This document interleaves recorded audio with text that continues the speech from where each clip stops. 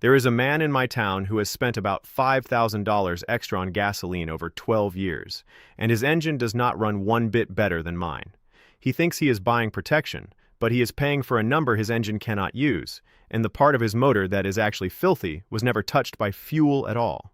So why do the mechanics in Japan, the men who work 40 minutes from where these engines are built, put the cheapest gas in their own cars? His name is Dale. He drove a 2014 Camry into my bay last April with 61,000 miles on it and a shake at every stoplight.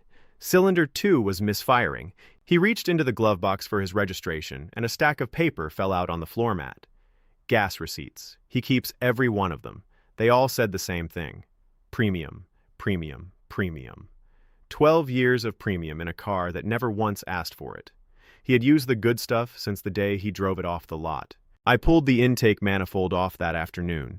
The backs of the intake valves were black. Not dirty. Caked. Hard crust the color of the inside of a chimney. I scraped it with a screwdriver, and it came off in flakes. That crust was choking the air going into cylinder 2. That is what the shake was. And here is what I had to tell a grown man holding a shoebox of receipts. Not one drop of the fuel he bought for 12 years ever touched that part. Not one drop. It could not. The gasoline goes in somewhere else entirely on that engine. He paid $5,000 for a cleaning that was never physically possible.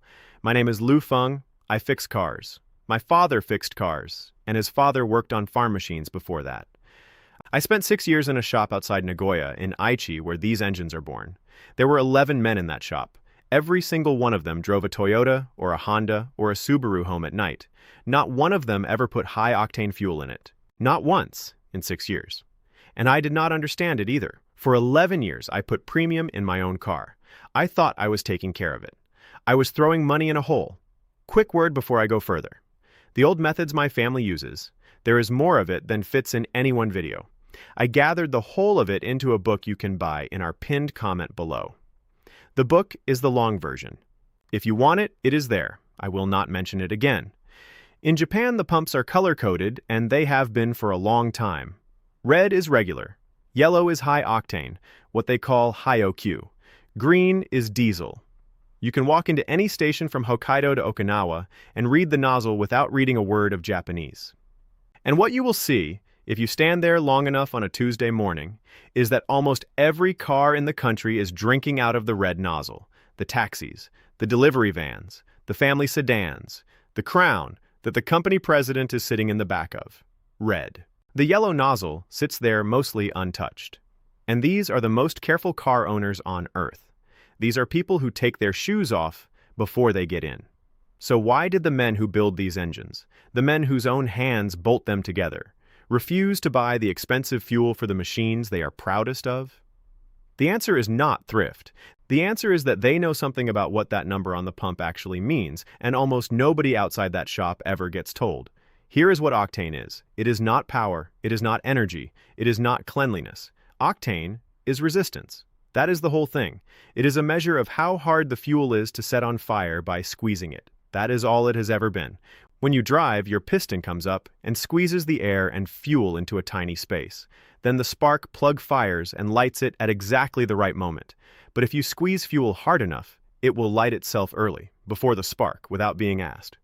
That early light is called knock, or pre-ignition, and it hits the piston while the piston is still coming up. It is like swinging a hammer at something moving toward you. Do enough of it, and you break parts. High-octane fuel simply refuses to light early. It holds out longer under pressure. That is the only job it does. It carries the same energy as regular. It goes the same distance. It makes the same power in an engine that did not need it. You are not buying a stronger fuel. You are buying a more stubborn one. And if your engine never squeezes hard enough to need that stubbornness, you have bought nothing at all. Now here is where the numbers get confusing on purpose, and I want to clear it up because it matters. Japan and America do not measure octane the same way. Japan uses a scale called RON. America uses a different one on the yellow sticker, an average of 2 tests. So Japanese regular is about 90 on their scale. American regular, the 87 you see at the pump, works out to about 91 on the Japanese scale. Sit with that for a second. American regular gasoline is a little stronger than the fuel that most of Japan runs on. The stuff we call cheap is the stuff they call normal. Nobody at the pump is going to explain that to you. because there is no reason for them to. So the engineers in Aichi did not just accept low-octane fuel. They designed for it on purpose. The Toyota Dynamic Force engine squeezes at 13-1, which is a very hard squeeze, harder than plenty of sports cars from 20 years ago. Mazda built the Skyactiv engine at 13 and 14-1. Those are high-compression engines running on regular fuel every single day, and they do it through cooling tricks and valve timing and a computer with a knock sensor bolted to the block that listens for trouble 1,000 times a second and pulls the timing back before you would ever feel it. The engine protects itself. It was built to. Which brings me to the part that reframes this whole thing, and it is the reason Dale's valves were black.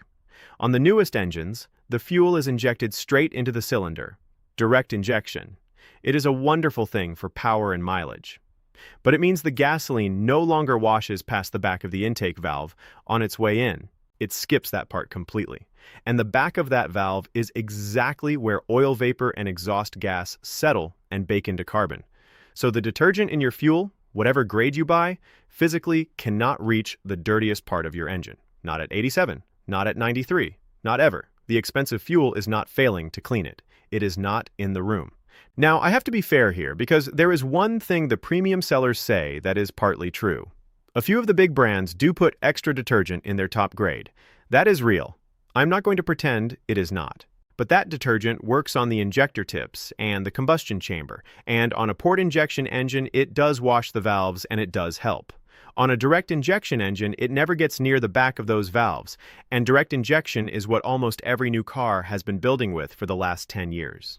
So the one honest argument for premium stopped applying to most of us around 2015, and nobody sent out a notice.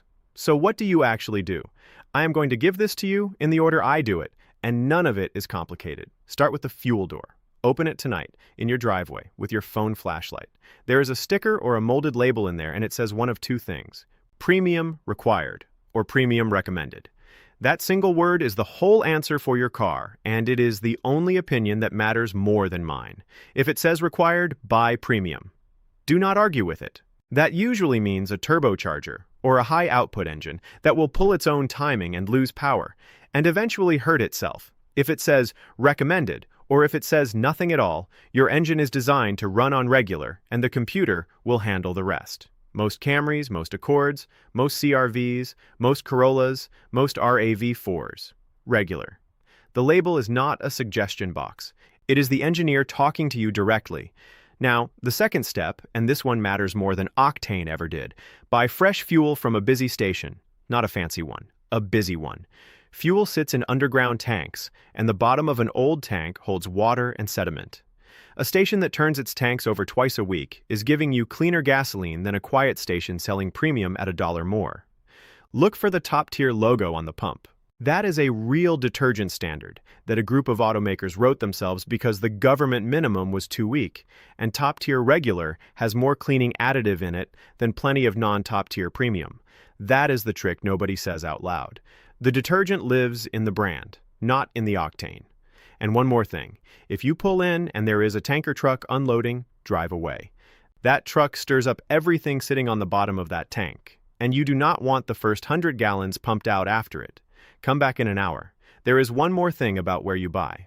Stations sell what they call summer blend and winter blend, and the winter fuel is made to light easier in the cold. It is not worse fuel. It is different fuel, and it is one of the reasons your mileage drops a little every January, no matter what you put in the tank. People see that drop, blame the regular gasoline, and go running back to the expensive nozzle in February. It was the weather. It was always the weather. And let me answer the question I get every week, which is, what happens if you put regular in a car that says premium required? You will not blow it up. The knock sensor will hear the trouble, and the computer will pull the timing back, and the car will feel soft and slow and drink more fuel to go the same distance. You will lose in mileage roughly what you saved at the pump. And on a hot day, pulling a trailer up a grade, you can do real damage. So on those cars, the cheap fuel is not cheap. It is a trade you lose. The reverse is also true, and almost nobody says it. Putting premium in a car that only asks for regular does not hurt anything either. It just does nothing. It is the most expensive way in America to feel responsible. Third, run your own test, because you should not take my word for it. Fill up 3 times in a row with regular. Log the miles and the gallons on a scrap of paper in the door pocket. Listen at one specific moment, which is climbing a hill with the air conditioning on in the summer, because that is the hardest thing you ask an engine to do all week. If you hear a light metallic rattle like marbles in a can, that is knock, and you go back to premium. If you hear nothing and your mileage did not change, you have your answer and it took 3 weeks and cost you nothing. Fourth, clean the thing that is actually dirty. For carbon on the valves, there is a spray called CRCGDIIVD that runs about $25 and goes in through the intake while the engine runs, and it will slow the buildup on a car that is not too far gone.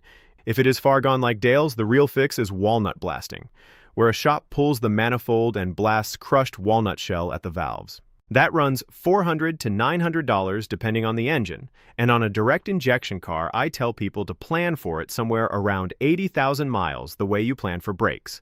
An oil catch can, about $150 installed, cuts down the oil vapor feeding the problem. Fifth, use the right oil. Look for API SP on the bottle. That spec exists because small turbo engines started blowing head gaskets from something called low-speed pre-ignition, and the newer oil formula was written to stop it. Cheap old oil in a new turbo engine will hurt you faster than cheap gas ever will. And last once a month, get the car out on the highway and hold it at higher RPM for 15 minutes. Heat and airflow burn off soft deposits before they harden. A car that only ever does 4-mile trips to the grocery store is a car that fouls up. And if it makes you feel better, put 1 bottle of a polyethylamine cleaner in the tank at every oil change. 4 times a year. That is enough. Now let me tell you what this is really about, because it is not about gasoline. Dale was spending about $400 a year more than he needed to. Over the life of that car, it was $5,000. The walnut blasting he needed cost him $650. He had the money to prevent the problem sitting right there in his glove box in the form of receipts. He spent it on the wrong thing because nobody ever told him the difference between caring about your car and paying more for your car. Those are not the same. They have never been the same. Premium fuel has the fattest margin on the whole lot, higher than regular, higher than diesel, and the industry has never had one single reason to correct you. There was an old man at that shop in Nagoya named Sato. He had been there since before I was born, and he did not talk much. When a customer came in wanting the expensive thing, he would say the same sentence every time. He would say, "The machine does not know what you paid." And he was right. Your engine cannot read the receipt. It does not feel gratitude. It responds to fresh fuel, clean oil, correct heat and attention, and it responds to nothing else, no matter how much guilt you pour into the tank. Guilt money is not maintenance. Money spent where the engine cannot feel it is money you took away from the place where it could. Here is the bigger part. The people who taught me this were not being cheap. They were being exact. There is a difference between spending less and spending correctly, and the whole trade lives inside that difference. Every one of those 11 men in that shop drove a car with over 200,000 kilometers on it, and every one of those cars started on the first try in January. They were not saving money on fuel to be stingy. They were putting the money into oil changes on time, into a timing belt at the interval instead of the failure, into a mechanic who actually looked. The cheap fuel was not the point. It was the leftover from knowing where the real wear happens. I think about Dale a lot. He is not a foolish man. He is a careful man who is pointed at the wrong thing. And there are millions of him. The trade did that. We let people believe that caring shows up at the register, because a man who believes that is easy to sell to. But the engine in your driveway is not moral. It is a machine made of iron and aluminum, and it keeps a very honest ledger. Oil changed on time goes in the good column. Fresh fuel goes in the good column. 15 minutes of highway heat once a month goes in the good column. A $100 tank of premium in an engine that never asked for it does not go in any column at all. It simply vanishes. So here is what I want you to do tonight, and it will take you 60 seconds. Go outside. Open the fuel door on your car and put your phone light on the sticker inside it. Read the word, required or recommended. Then come back and tell me in the comments which one it says and what you drive, because I read all of them, and I promise you that half the people reading this have been buying premium for a car whose own manufacturer never asked for it. If that turns out to be you, do not feel foolish. I did it for 11 years, and I fix cars for a living. Next time, I am going to show you the 4-digit code stamped on the sidewall of your tire. It is small, it is easy to miss, and it will tell you the exact week your tires were built. There are brand new tires sitting on shelves right now that are 6 years old and already unsafe to sell. And once you know how to read those 4 numbers, no shop will ever hand you one again.